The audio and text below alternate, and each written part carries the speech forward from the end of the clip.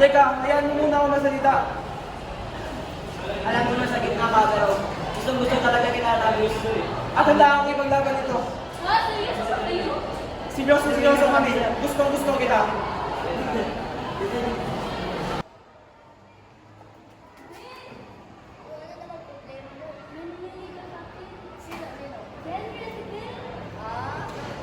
Bakit? Kilala ko yung dalawang. Bakit nangyari sa kanila? Ito, si Henry, mayaman, napakatamad. At si Ken naman ay mahirap, pero sipag. Ay, ganun ba? Oo, ito, si Henry, kapag may proyekto na kahit ano, hindi talaga niya magagawa siya. Pero si Ken naman, kahit ano yung gagawin niya, palagi naman ay, salamat!